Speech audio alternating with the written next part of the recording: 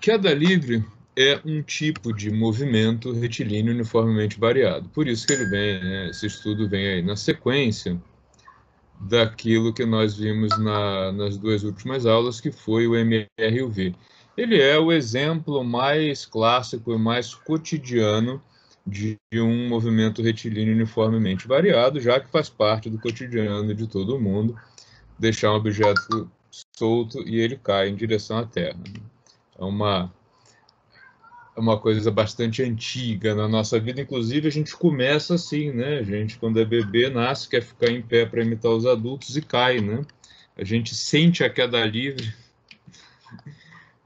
de maneira até um pouco dolorosa desde o início da vida, e mais dolorosa ainda nos anos finais, porque o idoso, quando começa a cair, se quebrar, é uma tristeza. Demos então hoje mais um passo, estamos chegando aqui no terceiro tópico do bloco 1 da disciplina, e depois a gente vai para o movimento de projéteis, que é uma mistura de MRU com MRUV. Tá? Então, seguindo aí. O que é um movimento em queda livre? É um movimento que ocorre sob a ação da força gravitacional. Qual é a característica do MRUV queda livre? Ele vai ser, a gente vai continuar vendo esse movimento em relação ao observador, vai ser um movimento em linha reta, porque a gente vai desprezar atrito e vento, é um movimento com velocidade variável e aceleração constante. Tá? Então, a gente vai aí considerar o MRUV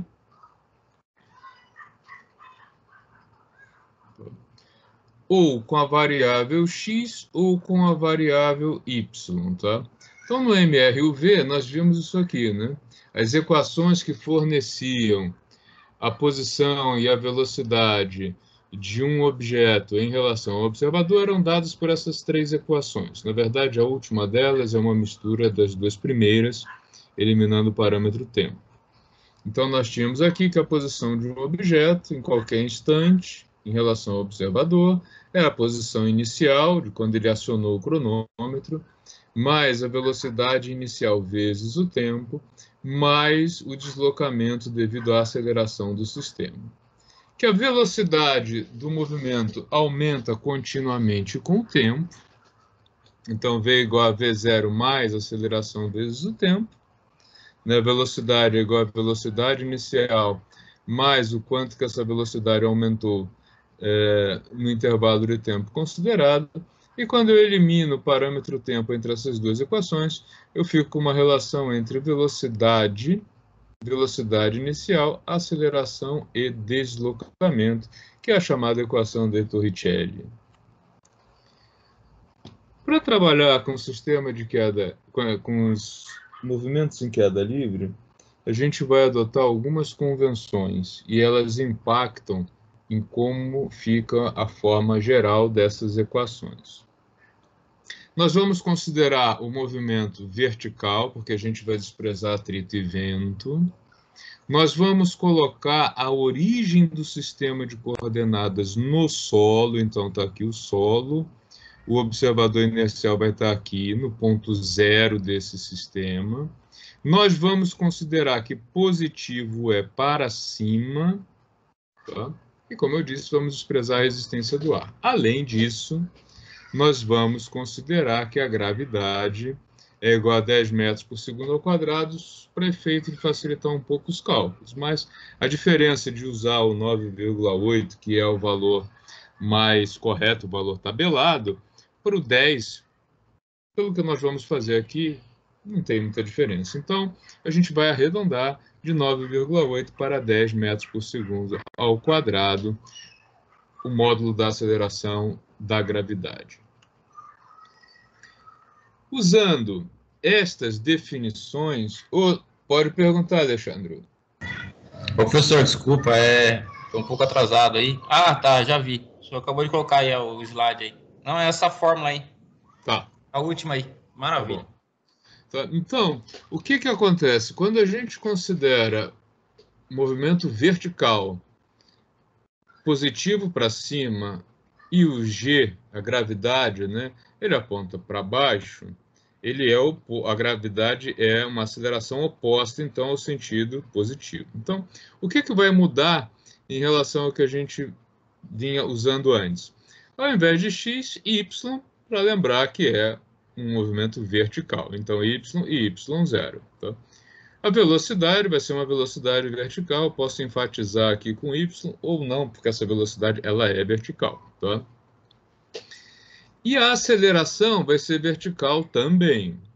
Só que agora, ó, a aceleração ela vai ser igual a menos g, porque positivo é para cima, a gravidade aponta sempre para baixo, então ela tem um sinal negativo indicando que ela é uma aceleração oposta ao sentido considerado como positivo pelo nosso observador inercial. Tá? Então, nós vamos trabalhar com estas definições, tá? Então, ó, no lugar do x, y, no lugar do x0, y0, e no lugar da aceleração, um menos g, indicando aí a aceleração da gravidade. Tá? Esse slide aí é igual ao outro, só que dá um pouco mais de destaque, o outro estava muito pequenininho. Vamos ver alguns exemplos de aplicação disso? Eu acho que esse é o tipo de assunto que, como vocês já viram bastante da teoria do movimento retilíneo uniformemente variado, agora é melhor a gente ir mais para a aplicação prática disso. Né? Todo mundo já viu um objeto caindo. Se quiser só pegar uma borracha, soltar e deixar ela cair no chão, eis um movimento de queda livre. Né? Então, a gente tem aqui uma situação muito corriqueira no cotidiano da gente, né? Que é um objeto abandonado a partir do repouso, de uma certa altura, que ele vai cair até atingir o solo. Né? E a gente vai considerar que a única coisa que atuou, a única causa, né, desse movimento foi a gravidade, por isso a gente tem um MRUV com G igual a 10 metros por segundo ao quadrado. Eu posso calcular com aquelas equações algumas coisas. Aqui eu solicitei duas. O tempo de voo, o tempo que o objeto leva para atingir o solo, a velocidade do objeto imediatamente antes de atingir o solo. Então, vamos lá para a nossa lousa. A situação física proposta aí nesse exemplo 1 é a seguinte. Tem um prédio com 45 metros de altura em relação ao solo e um objeto vai ser abandonado aqui do topo dele. Inicialmente, esse objeto está parado, então velocidade inicial 0 metros por segundo. O que vai acontecer? Esse objeto vai ser puxado pela Terra, né? Força-peso, não quero falar em força ainda, para não confundir vocês, gravidade, puxa ele para baixo, ele cai, vai descendo, ganhando velocidade, até chegar no solo. Tá? E aí, eu quero descrever esse movimento matematicamente. O que nós fazemos em termos de convenção? A convenção que nós estamos adotando é a seguinte. 0 aqui embaixo. O observador inercial ele está aqui, junto aí do nosso, né, ponto 0. E ele convencionou que positivo é para cima. Tá? E ele mede as distâncias desse objeto em todos os instantes de tempo e as velocidades que esse objeto vai atingindo também. Em geral, num movimento de queda livre, considerando todas estas observações que eu fiz, essas convenções, na verdade, por que eu digo convenções? Eu poderia ter colocado o observador aqui em cima e dizer que positivo é para baixo, e aí mudaria as equações. Então, cuidado, que quando eu coloco as equações nesse formato, elas estão dentro de uma convenção que eu adotei. Tá? Posição do objeto em qualquer instante de tempo é igual à posição inicial mais a velocidade inicial vezes o tempo, menos 1/2 da gravidade vezes o tempo ao quadrado. A velocidade em qualquer instante de tempo é igual à velocidade inicial menos a gravidade vezes o tempo, e ainda a velocidade em qualquer instante, em qualquer ponto, é igual à velocidade inicial menos 2 vezes gravidade, posição menos posição inicial do movimento, do objeto em movimento. Tá? Professor, repete essa última aí que eu não... Por favor. Equação de Torricelli, né? Quando a gente elimina o tempo entre essas duas, fica uma relação entre velocidades e posição.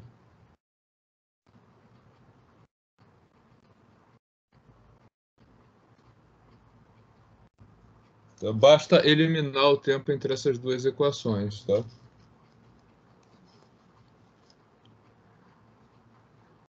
O que ele pediu para a gente? O exercício pede duas coisas. O tempo que ele demora para chegar no solo e a velocidade. E ele fornece duas coisas. Né? Quais são os dados deste movimento em especial? O objeto sai de uma altura de 45 metros e ele é abandonado a partir do repouso. Ou seja, alguém veio aqui e soltou o objeto e ele caiu. Essas equações aqui, essas três equações, elas são gerais para qualquer movimento de queda livre. Eu vou inserir, então, agora os dados do exercício aqui e vamos ver como é que essas equações ficam.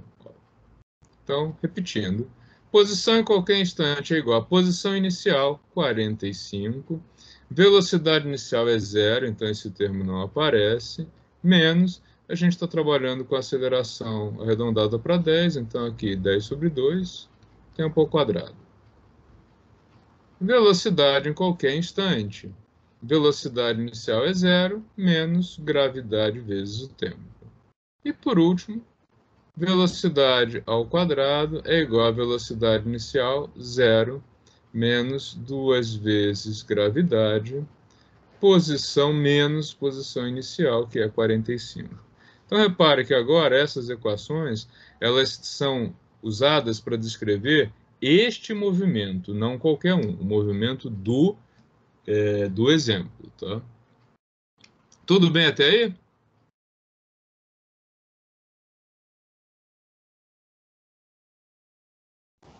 Certo, senhor. Certo, tá. Estão copiando.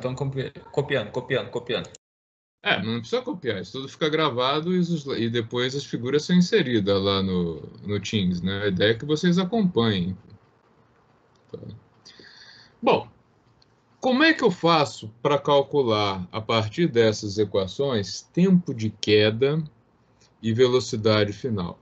Agora é o momento em que eu tenho que olhar para as equações e pensar no que acontece lá no movimento.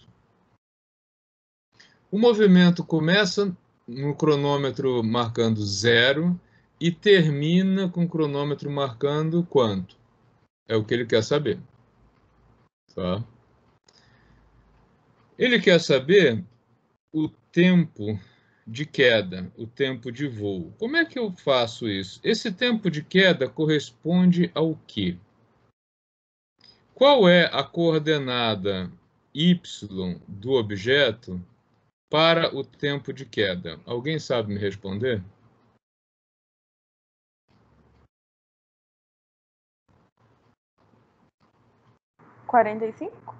Não, 45 é para o início, é para 0. Ao contrário, né? Ele sai de 45 metros e vai a 0. Ele termina aqui embaixo, né? O ponto 0 está aqui. Aqui em cima é 45. Tá? Então, a coordenada y no tempo de queda é de 0 metros. Com isso, a partir da primeira equação, eu tenho o seguinte, ó. Quanto é y do tempo de queda? É igual a 45 menos 5 tempo de queda ao quadrado. O y do tempo de queda nós já vimos, é 0,45 menos 5 vezes o tempo de queda ao quadrado. Agora, eu só preciso calcular o tempo de queda, né? Daqui eu tenho que 5 vezes o tempo de queda ao quadrado é igual a 45. Tempo de queda ao quadrado, então, é igual a 45 dividido por 5, que é igual a 9. Logo, o tempo de queda é igual a 3 segundos. Tá?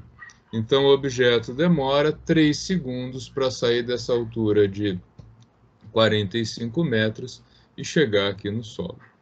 Né? Ou seja, se eu tenho uma equação que me fornece a posição do objeto para qualquer instante de tempo, eu posso usá-la para saber qual é o valor desse instante de tempo para o qual o objeto atinge a origem do sistema de coordenadas, ou seja, o momento em que ele chega lá no solo onde está o observador inercial. Tá? Então, essa aí é a resposta da letra A. A letra B, ele está perguntando qual é a velocidade final do movimento.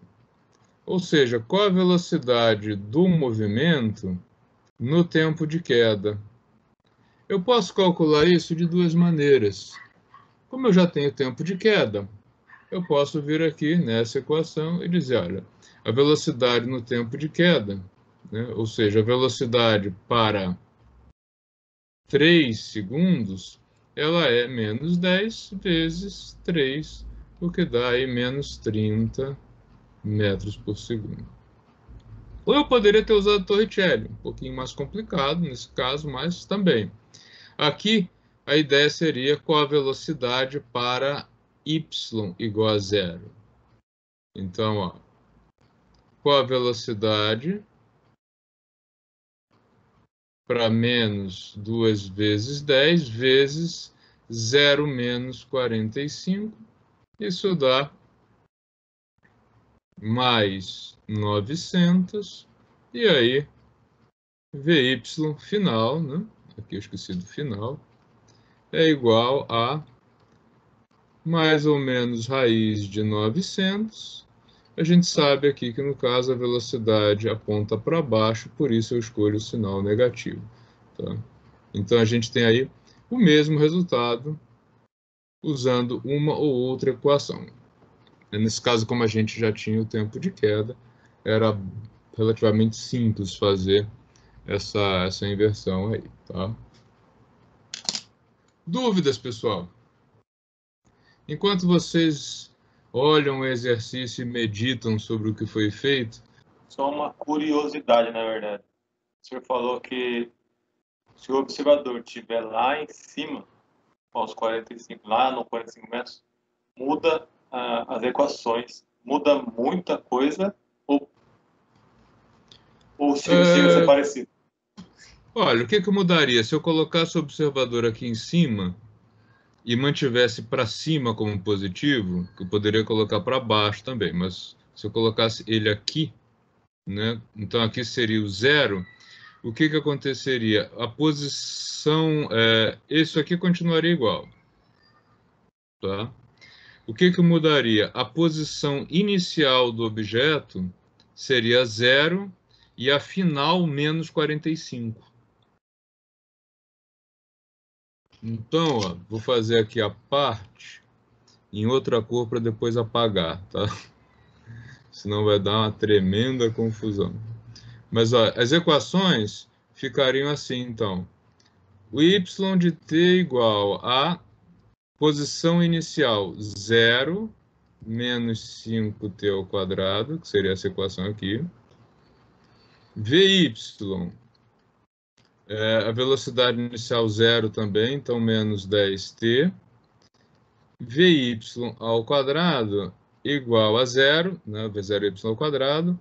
E agora aqui menos 2 vezes 10, y menos 0.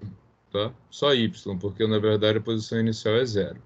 Então, como é que ficaria, por exemplo, para calcular o tempo de queda?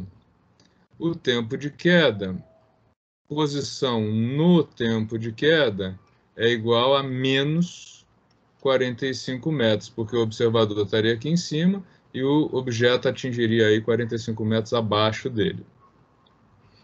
Com isso, como é que ficaria essa primeira equação? Menos 45 igual a menos 5, tempo de queda ao quadrado, aí o restante é igual ao tempo de queda igual a 3 segundos. O tempo, na verdade, é o mesmo, né? Não tem sinal, não tem sentido, né? O tempo sempre flui no mesmo sentido.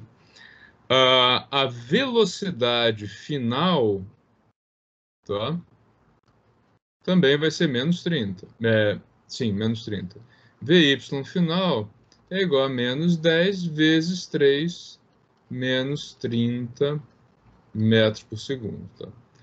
Agora, eu também poderia colocar o observador aqui e dizer que para baixo é positivo. Aí, aqui no lugar do G, ficaria tudo positivo. Porém, a gente teria uma inversão aqui, ele sairia, por exemplo, do zero de novo e chegaria em mais 45 aqui embaixo. Só que vai ficando um pouco mais confuso, tá? A convenção mais usada é essa, mas você tem que tomar cuidado com isso. Se você vê em algum lugar o G como positivo, é porque para baixo é positivo. E aí, na verdade, o objeto, quando ele é lançado para cima, ele tem uma velocidade negativa, e quando ele cai, ele vai ganhando velocidade no sentido positivo.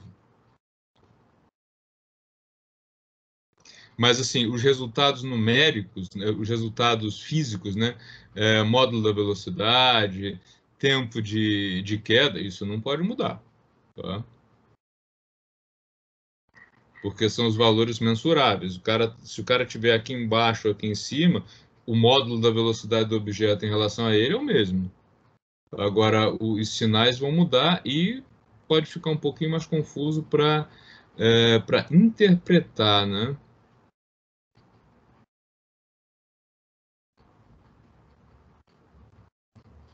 Mais alguém quer fazer pergunta? Professor, eu acredito que a princípio aí, para poder calcular essa altura máxima dele, a gente vai ter que usar a gravidade contrária agora, né? Ela vai estar... Não muda nada. A equação é a mesma. Ó, agora o objeto é lançado para cima a partir do solo. E ele sai com uma velocidade de 30. Tá? E aí o que ele pergunta? Onde ele chega, né, em termos de altura, qual a velocidade dele na volta e quanto tempo que ele demora para subir e descer. Tá? Então, A diferença está na velocidade, professor? Porque na velocidade inicial agora ela já parte do 30, né? Ou não? Isso. Então, agora a gente tem duas diferenças importantes. Tá? Uma delas é que a velocidade inicial é 30, bem observado, e o outro é que a posição inicial é 0, porque ele sai da origem.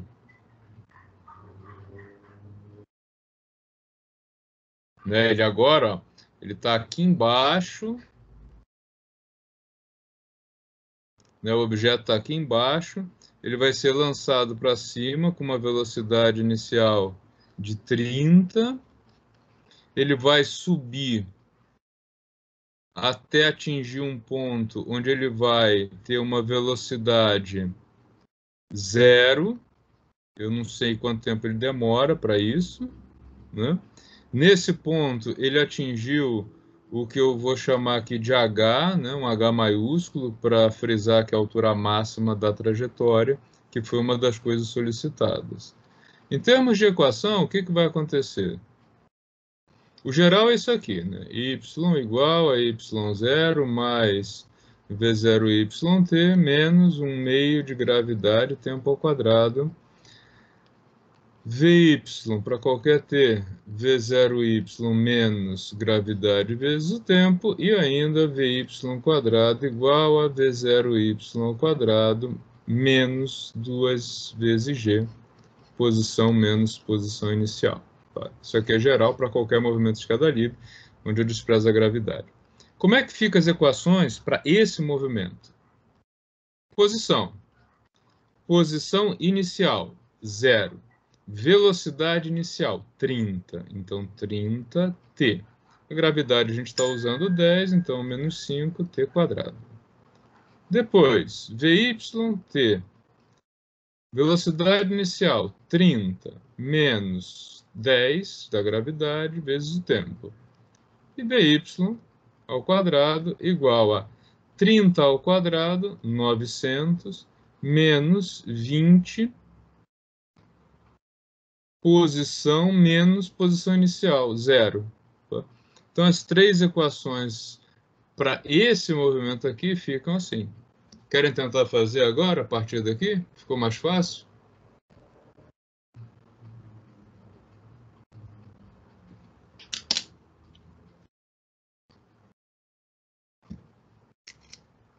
Posso fazer ou vocês querem tentar mais?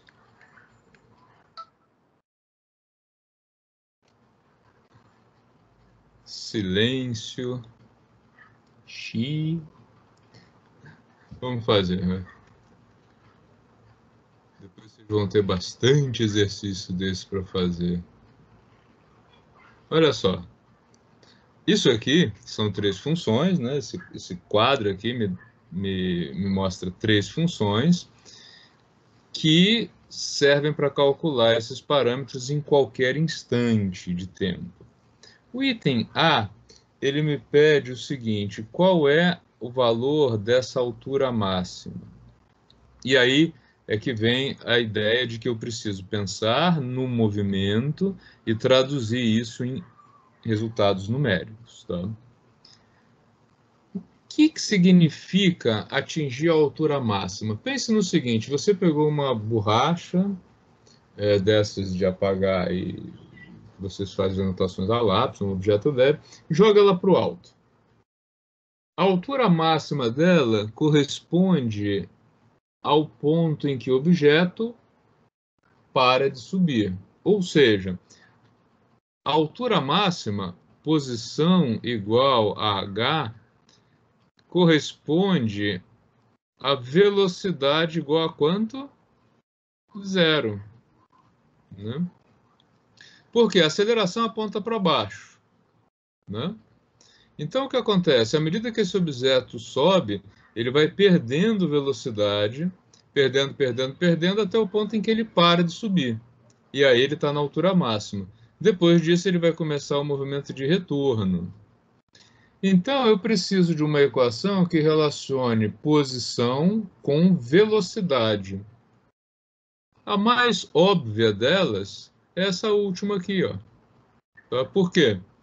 Se a velocidade ao quadrado é igual à velocidade inicial ao quadrado menos 20 vezes posição, basta eu perguntar aqui o seguinte: então tá bom. Então, quando ele atingir a velocidade 0,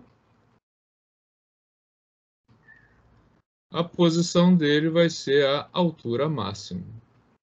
Tá? E daí a gente tem, então, que daqui, né?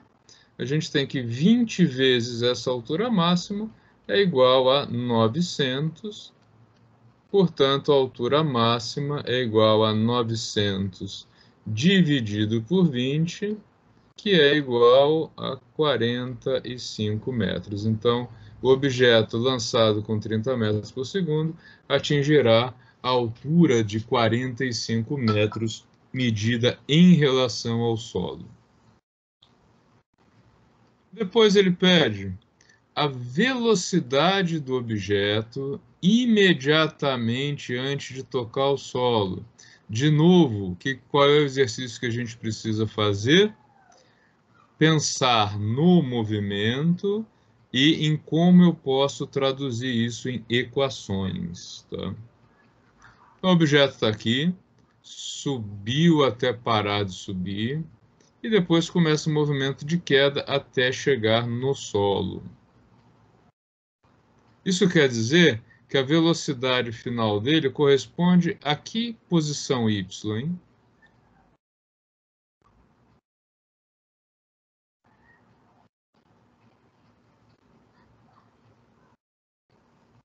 Não é 0?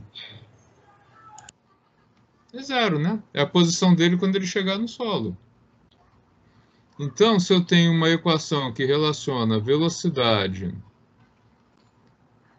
com altura, basta eu dizer o seguinte, ó, eu quero saber qual é a velocidade final, portanto, a velocidade em que o objeto atinge o solo, posição 0. 20 vezes 0 é 0.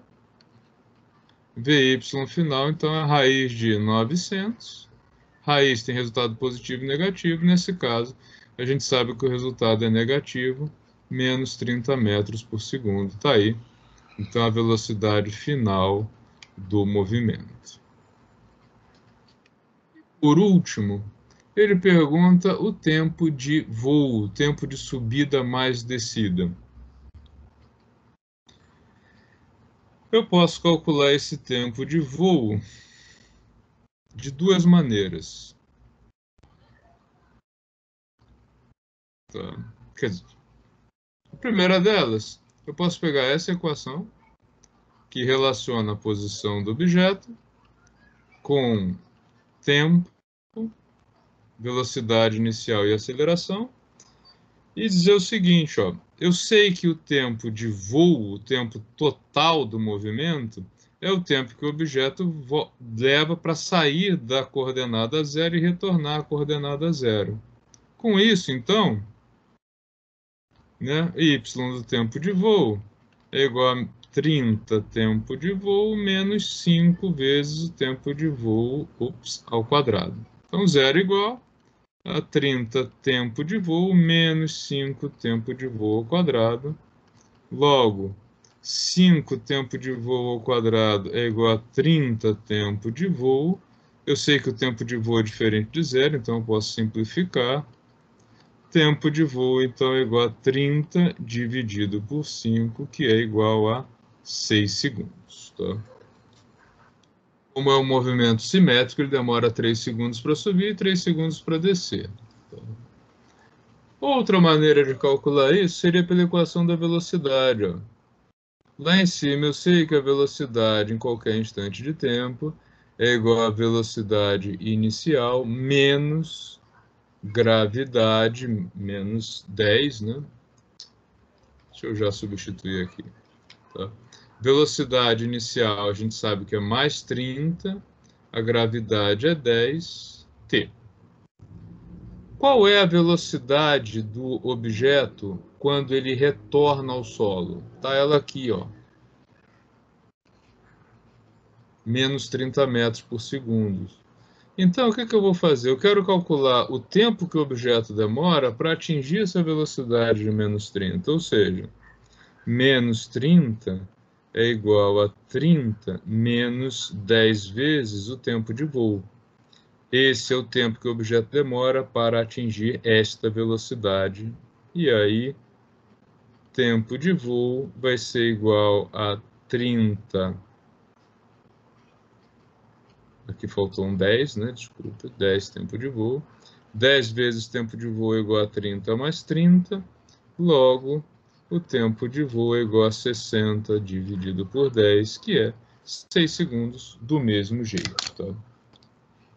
Então, tá aí o exemplo número 2 para vocês. Tá? Dúvidas? Comentários? Perguntas? Pode. Vamos lá, então. Deixa eu colocar aqui. Terceiro exercício.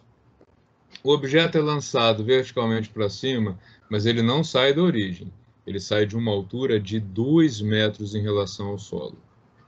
E ele é lançado para cima com uma velocidade alta, de 40 metros por segundo. No mais, o que vai acontecer? Ele sobe até parar e depois começa a cair e desce, só que ele desce não até o ponto de partida, mas desce até atingir o solo. E aí são perguntadas 5 coisas: altura máxima, tempo de subida, tempo de descida, velocidade do objeto quando ele chegar no solo e o tempo total, tempo de voo. Esse exercício é um pouquinho mais chato até porque ele está fora aí do escopo que vocês já devem ter visto no ensino médio, tá? Então vamos lá para o terceiro exemplo. Mas ele não tem absolutamente nada demais, inclusive é algo muito comum no nosso cotidiano. A ideia aqui é a seguinte: a gente tem aqui o solo, tá?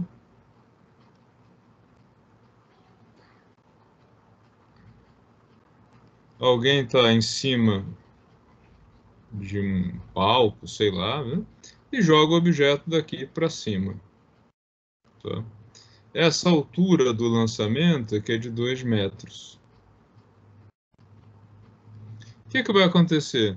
O objeto vai subir, subir, subir, subir, subir, até parar, quando ele atinge a altura máxima medida em relação ao solo. E depois ele vai cair até chegar no solo. Então, ele vai subir e depois cair, mas ele vai cair por 2 metros a mais do que ele subiu. E isso faz com que o tempo de queda seja maior do que o tempo, do que 2 vezes o tempo de subida, e também com que a velocidade final seja ligeiramente maior, já que ele vai passar mais tempo caindo. Tá? Então, quais são os dados aqui? Posição inicial, 2 metros. Velocidade inicial, 40 metros por segundo. E o observador inercial vai estar aqui, vai estar no zero. A gente sempre está colocando esse observador inercial aqui, né, junto ao ponto zero, nosso charmoso observador inercial. E estamos considerando, como sempre, positivo para cima. Tá? Em termos de equações, como é que fica esse movimento? Tá? Como é que ficaria esse movimento aqui do exemplo número 3? As equações gerais, posição igual a posição inicial, mais velocidade inicial vezes o tempo, menos 1 meio de gravidade, tempo ao quadrado. Velocidade em qualquer instante de tempo igual a velocidade inicial menos gravidade vezes o tempo, vezes o tempo, e vy² igual a v0y ao quadrado menos 2g, posição menos posição inicial. Tá? Então, isso aqui é o geralzão para a convenção que a gente adotou. Eu vou inserir agora os parâmetros do movimento e vamos ver como é que ficam as equações. Então, agora, posição do objeto em qualquer instante é igual a 2, porque agora ele não saiu do zero, ele saiu da altura 2. Foi lançado com uma velocidade 40 e é puxado para baixo pela superfície, pela Terra, ou seja, aceleração de menos 10, né? A velocidade em qualquer instante de tempo vai ser igual à velocidade inicial, 40, menos gravidade vezes o tempo.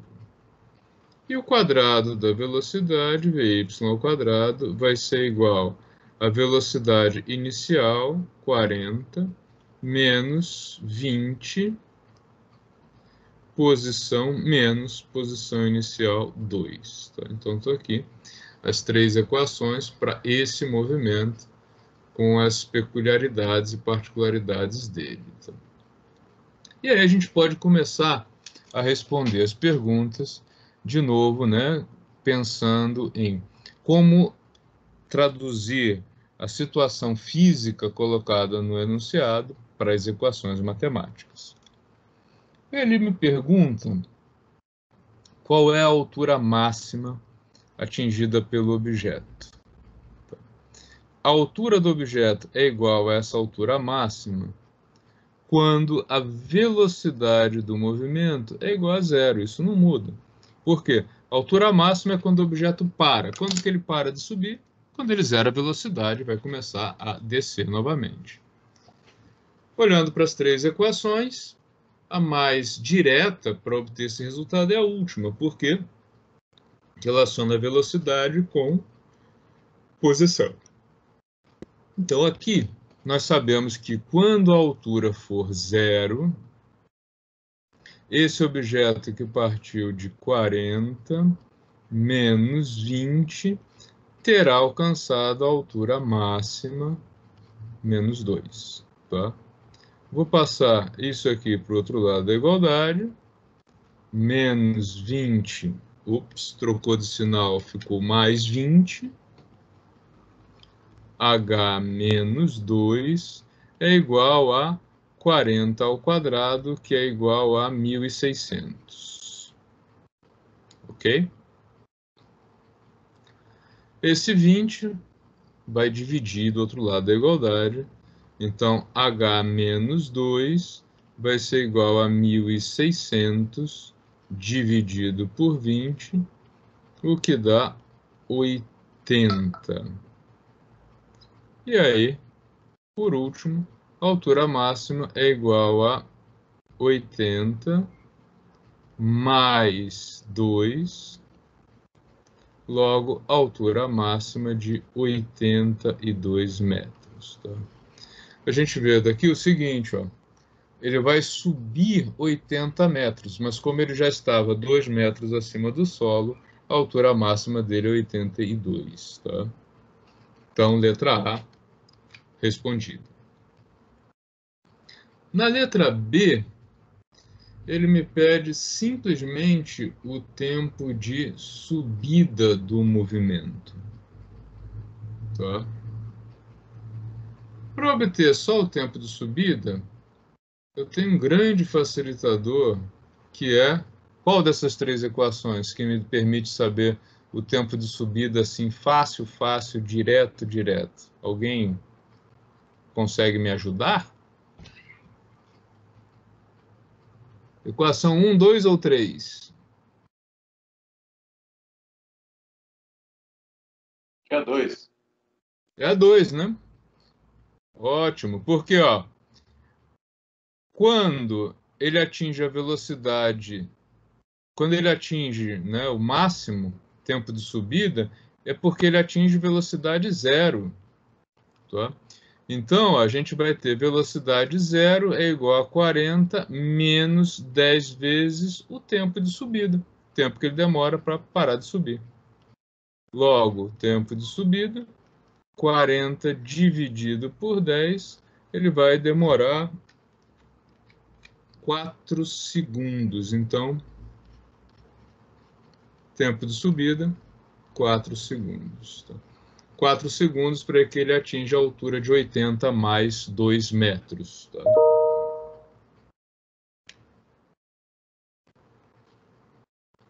A letra C, ele pede o tempo de descida.